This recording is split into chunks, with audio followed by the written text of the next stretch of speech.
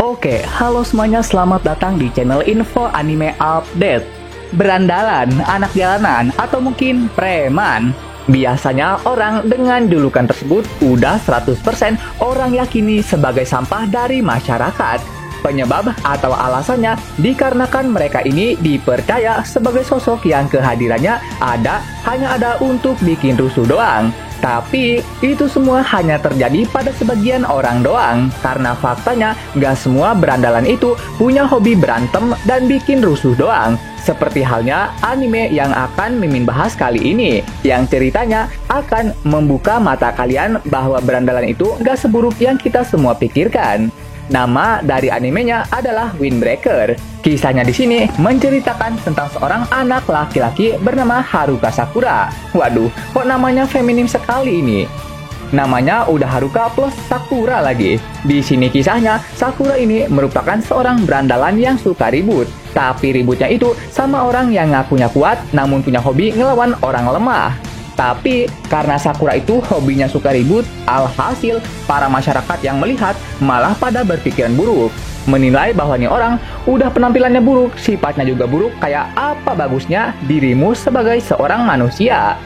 Hingga akhirnya dia datang ke sebuah kota dan bersekolah ke SMA Furin, lalu menyelamatkan seorang gadis di jalanan.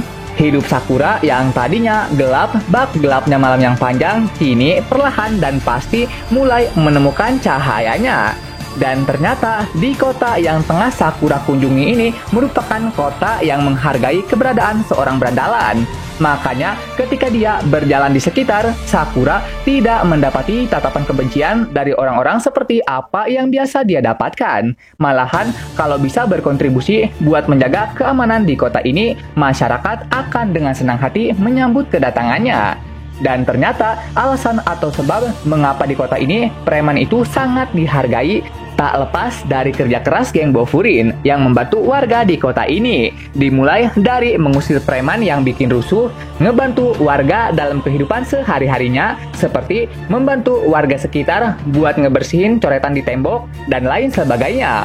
Pokoknya di sini, geng Bofurin ini tuh selain selalu siap sedia 86 buat keliling kota dan mastiin gak ada keributan, mereka juga akan senantiasa ikutan nimbrung sama masyarakat di sana. Sehingga lambat laun mereka bersama, perlahan dan pasti masyarakat pun mulai mengenal dengan baik bahwa yang namanya berandalan gak selalu bikin rusuh. Yang bikin rusuh mah udah pasti berandalan yang gak punya otak dan hobinya suka ribut demi gelar bodoh bernama Raja Jalanan. Nah, harusnya begini ya kan penampakan dari berandalan itu. Kekuatan ributnya jangan hanya dipakai buat bikin rusuh doang, tapi dipakai juga buat ngebantuin orang lain. Selain bertujuan buat bikin reputasi berandalan bagus di mata publik, hal ini juga bertujuan agar para berandalan bisa diterima di lingkungan masyarakat dengan baik. Dan agar para berandalan tuh gak dipandang sebelah mata mulu sama orang.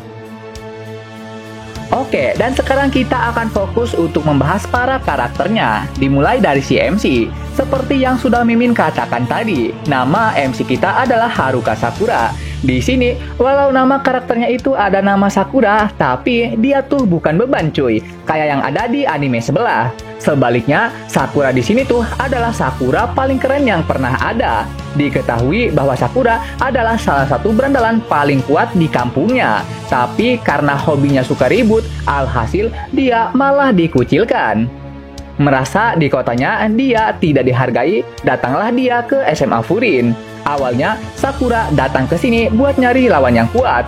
Tapi dikarenakan di sini para berandalannya udah kayak superhero plus dihargai pula usahanya, alhasil Sakura yang merasa bahwa tindakan itu begitu keren, jadinya malah ikutan tuh buat jadi hero di sini.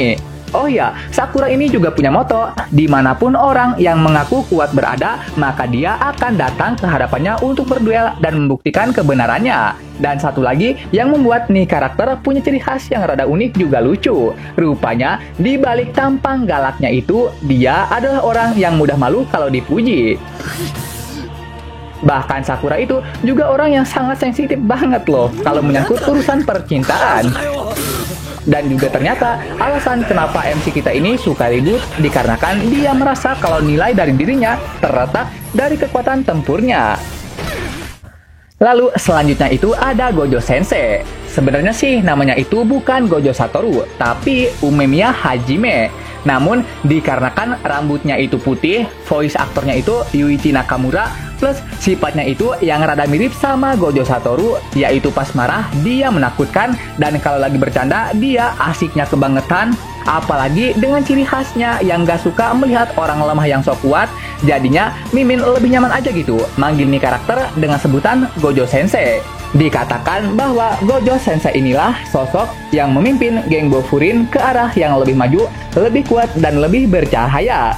Berkat karismanya yang kuat, juga keapikannya dalam memimpin, Gojo Sensei mampu membuat reputasi Bofurin dikenal oleh masyarakat sebagai geng pembawa keadilan, bukannya geng pembawa troublemaker, apalagi bikin rusuh gak karuan. Dan tentunya, di mana ada cahaya, maka di situ juga ada kegelapan. Begitupun dengan geng-geng yang ada di anime ini. Jika Bofurin adalah geng pembawa kebenaran, maka Shishitoren adalah geng pembawa keburukan. Dikatakan bahwa Shishitoren adalah geng yang menganut ajaran yang kuatlah yang berkuasa. Dikarenakan kedua belah pihak punya moto yang berbeda, akhirnya masing-masing pemimpin membuat kesepakatan untuk tidak melangkah masuk ke kawasan masing-masing. Dan jika dilanggar, maka itu sama saja dengan deklarasi perang. Begitulah kira-kira situasi yang saat ini tengah terjadi. Namun, dikarenakan perangnya sendiri masih belum dimulai, jadinya akan Mimin bahas nanti aja lah dalam full pembahasan satu video. Lalu terakhir itu ada karakter Dragon Boy versi KW. Jika di anime Classroom of the Elite, kita melihat sosok Dragon Boy sebagai orang cerdas dan jago ribut, maka di anime ini kita akan melihat sosok Dragon Boy yang rada unik dari yang biasanya, yaitu Dragon Boy di sini entah kenapa walau jago dalam ribut, tapi sifatnya itu udah kayak macam budak. Dikatakan bahwa Dragon Boy di sini saking kagumnya sama Gojo Sensei, sampai-sampai apa yang Gojo Sensei omongkan seakan perintah mutlak bagi dirinya. Bahkan nih, kalau dikit aja ada orang yang berani nyenggol tentang Gojo Sensei, maka nih Dragon Boy akan langsung marah. Dan ngomong-ngomong soal Dragon Boy, ada satu momen yang sangat menarik yang mesti kalian lihat, yaitu momen di mana sang Dragon Boy berbicara dengan voice aktornya sendiri.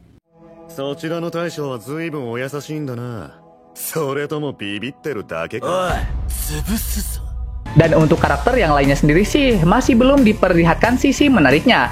Jadinya ya kita skip aja lah.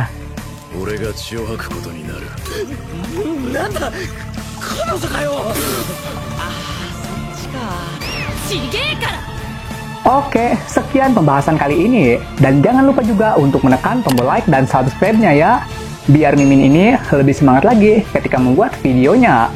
Dan agar kalian juga bisa mendapatkan update video terbaru mengenai berbagai pembahasan menarik seputar anime di channel ini. Dan sampai jumpa lagi di video selanjutnya. Dah!